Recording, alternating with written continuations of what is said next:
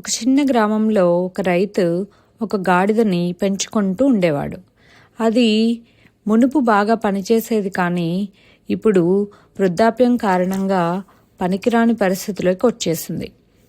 రైతు దయతో దానిని స్వేచ్ఛగా గడ్డి మేస్తూ కాలం గడిపేలా వదిలేశాడు.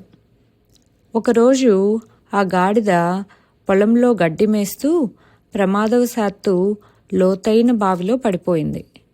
బయటికి రావడానికి ఎంత ప్రయత్నించినా ఫలితం లేకపోయింది. భయంతో గాడిద అరవసాగింది. దాన్ని ఒక పొరుగువాడు గమనించి రైతుకి వెంటనే సమాచారం అందించాడు.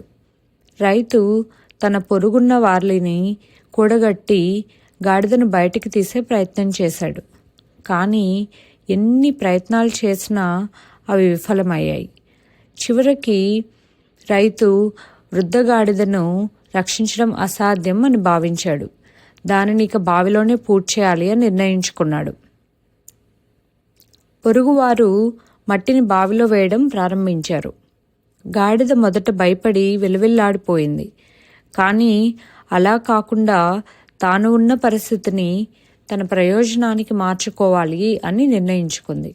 మట్టిని తన వీపుపై పడ్డ ప్రతిసారి దాన్ని అడుగుగా మార్చుకుని పైకి రావడం మొదలుపెట్టింది. క్రమంగా మట్టి చేరిన కొద్దీ గాడిద పైకి చేరుకుంది. చివరికి గాడిద బావి అంచుకు చేరి బయటికి దూకి స్వేచ్ఛను పొందింది. ఇదే మన జీవితానికి కూడా వర్తిస్తుంది.